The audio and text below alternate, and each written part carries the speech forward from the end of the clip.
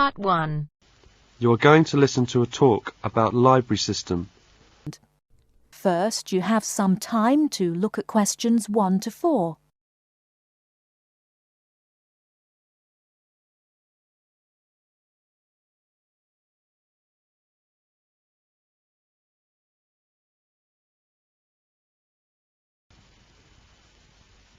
Right, everyone, my name is Kathy Smith. I'd like to give you a brief introduction about the library system. Every good student should learn how to use the library. If you have to do a research project, the library is the place to go to for information. Libraries contain books and periodicals, magazines and newspapers on many different subjects. To find the information you need, you must know how to use the library. All libraries are organised in much the same way. Every library houses a collection of books. Many libraries also have periodicals, films and records. All the books in a library can be classified under 2 main categories, fiction and non-fiction. Books of fiction contain stories that were made up by the author. Books of non-fiction contain factual material. When doing research, you use non-fiction books because you are looking for factual information. All the fictional books in a library are grouped in one section. They are arranged alphabetically by the last name of the author. Many libraries also label the spines of all books of fiction with the letters FIC or F. All libraries have a system for organising and classifying non-fiction books. The most widely used system is the Dewey Decimal System. It was designed by an American librarian named Melvin Dewey. It is called a decimal system because it divides all non-fiction books into 10 major categories. These are further divided into subdivisions. Before you hear the rest of the conversation, you have some time to look at questions 5 to 10.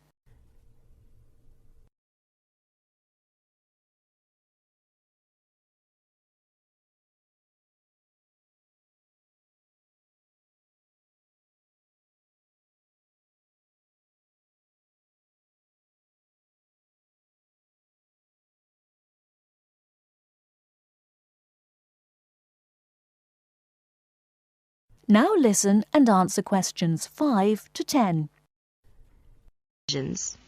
For example, all science books are numbered from 500 through 599. Each different field of science has a number within the 500 category. For example, astronomy is 520 and chemistry is 540. The Dewey Decimal System provides a category for every type of non-fiction book. The best way to locate a book in the library is to use the card catalogue. The card catalogue is an index of all the books in the library. Information about a book is listed on cards. All the cards are filed alphabetically and stored in drawers in large cabinets. The card catalogue can help you locate a particular book, a book on a certain subject, or a book by a particular author.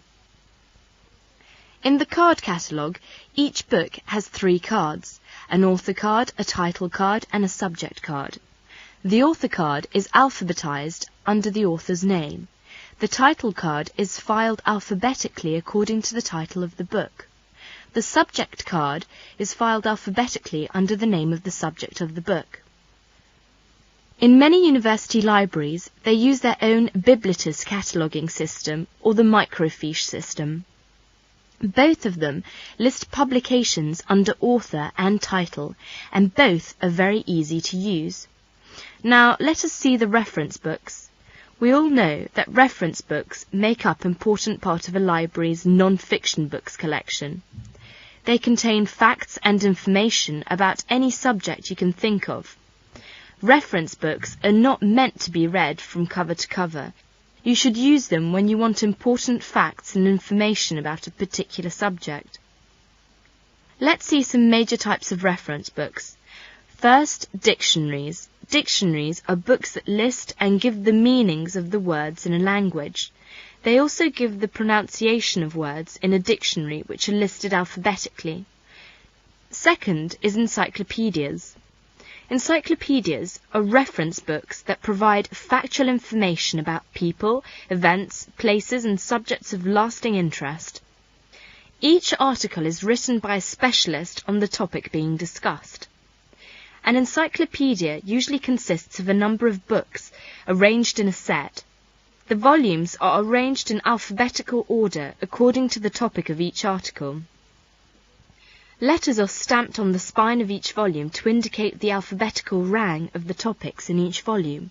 For instance, if you wanted to find information about the moon, you would look in volume 8 of the encyclopedia pictured here. Next is atlases. An atlas is a book of maps. It may contain many different kinds of maps. The maps in an atlas are often arranged alphabetically by country or continent. Almanacs are also a type of reference books. An almanac is a book that contains recent statistics and summaries of information on a wide variety of topics. It is published annually. Information is listed alphabetically by subject. Indexes are alphabetical lists of names, titles and subjects that tell where information about each can be found in other publications. For example, the Reader's Guide to Periodical Literature can help you find magazine articles that have been published about a particular subject. It will give you the names of publications that have carried articles about the subject, the dates and volume numbers of the particular issue in which the articles appeared. You should be aware that reference books may not be taken out of the library under any circumstances. They are used only in the library. That is the end of part 1. You now have half a minute to check your answers.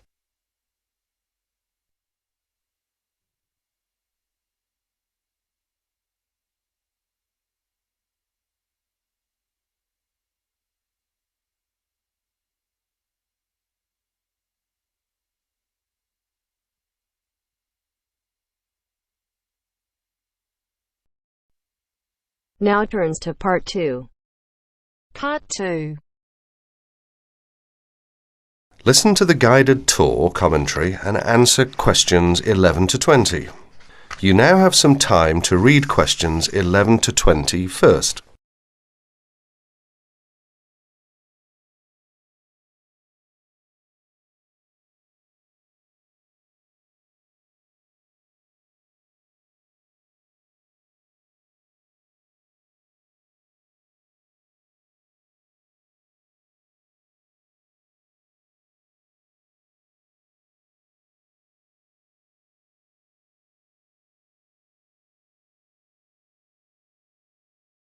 Welcome to the library tour.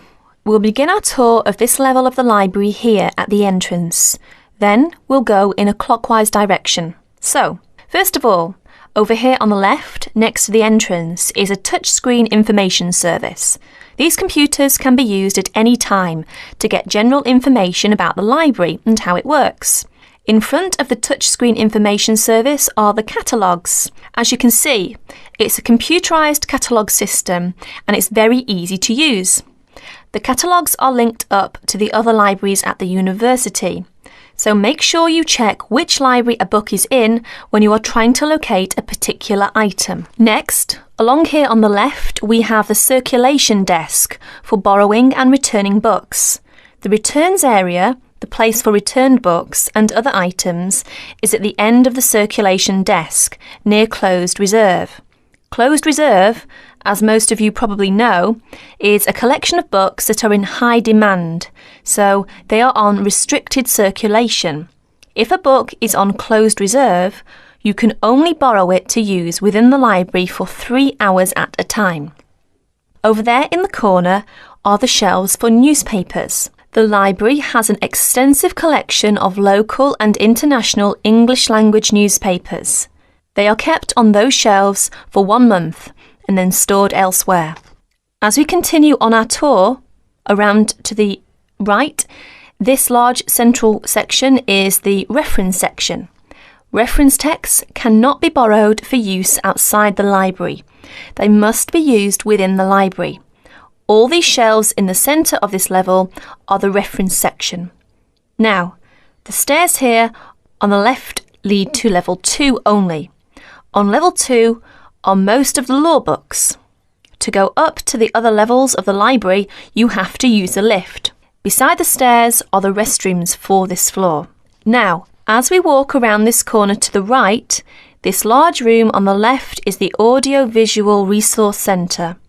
You can come here if you wish to listen to a tape or watch one of the library's videos. Next to the Audio-Visual Resource Centre is the photocopying room. There are 15 copiers for student use, and we've recently added a colour copier. The system for copying uses cards, not coins. You can buy a photocopy card from the technician in charge of the photocopying room or from the information desk if he isn't here at the time.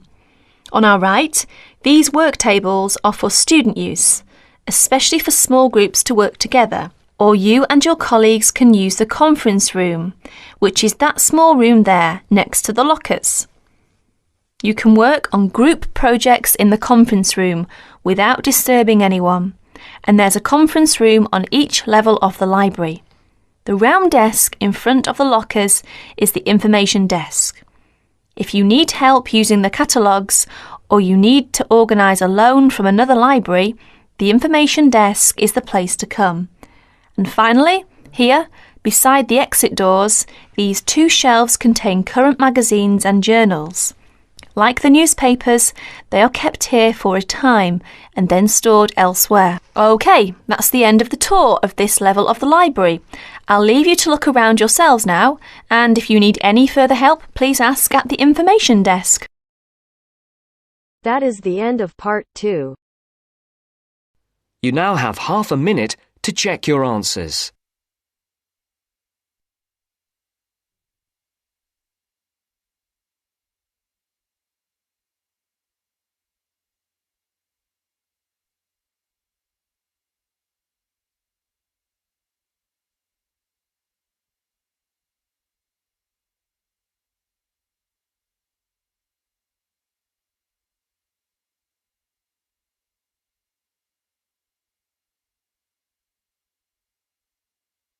Now turns to part 3.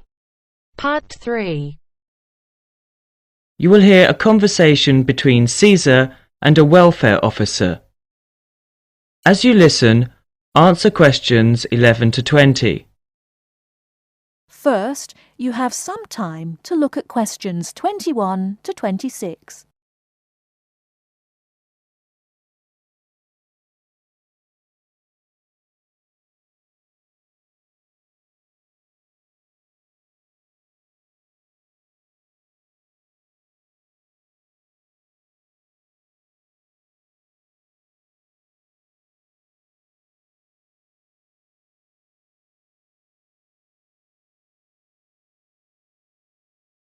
Now listen carefully and answer questions 21 to 26. Good afternoon. My name's Cesar Bautisto. Hello, I'm Wendy, one of the welfare officers. Can I help you? Yes, I have to move out of my accommodation in 2 weeks, and I can't find anywhere else to live. Okay, I'll need to know some details about your current situation. I'm an overseas student from the Philippines. The college gave me a temporary room for 1 month. I can't find anywhere else, and I have no money. Have you told the college about your position, or asked them to let you stay longer in your accommodation? No, not yet. I didn't think that would be possible. Well, we can contact the accommodation service on your behalf to see if they'll let you stay a little longer, until you can find an alternative. Thank you. But I'm not sure that I can find another place, as they all ask for money before moving in, and I don't have any. Yes, it is usual in this country for landlords to ask for up to a month's rent in advance. Don't you have any money at all? Hardly any. I'm waiting for my grant cheque to be sent from the Philippines at the moment. It should have been here for me to collect when I arrived in Britain, but it seems to have been lost. You can apply for emergency loan from the union if you want. The loan can be for up to £200, and we ask for a post-dated cheque for the same amount to be given to us, so that we can recover the money once you receive your grant cheque. That would be very good.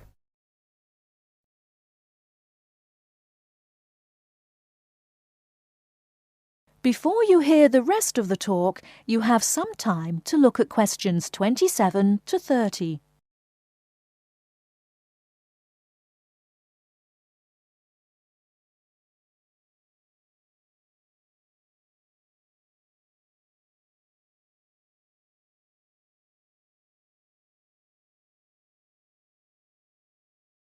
Now listen and answer questions 27 to 30. I'll apply, but I'm still worried about how to find new accommodation. As I said earlier, we can ask the college to extend the time you're allowed to stay in your present accommodation. They may refuse, of course. Then what will happen? If the worst comes to the worst, the union may be able to provide some very short-term emergency accommodation. If you want me to, I'll contact one or two of the addresses on the notice board and arrange for you to visit them. But what if they ask me for the rent in advance? I only have £90 left, and I need that for food and books. It'll be all right. By the time they actually need the money, we'll have your emergency loan ready. Just fill in this application form and write me a cheque for £200, please, payable to the student union. Right, I'll do that. Thank you very much for your help. I'm feeling more optimistic now.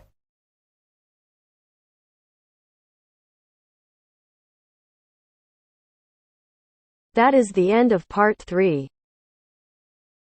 You now have half a minute to check your answers.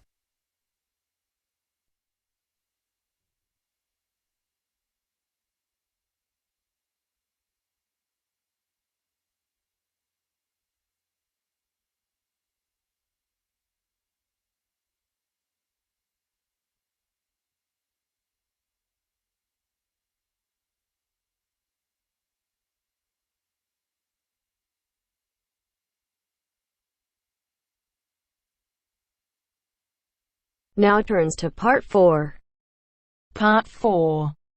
You will hear a postgraduate psychology student talking to other students about a job satisfaction study he has investigated.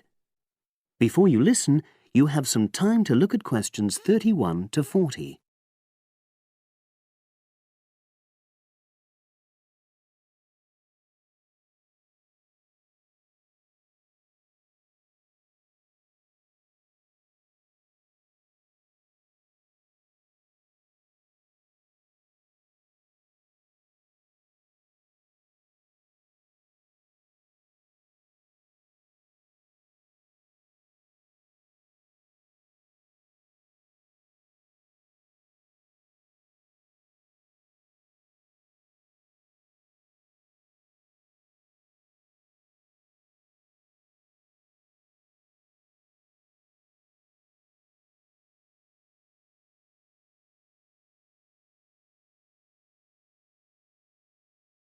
Now listen and answer questions 31 to 40.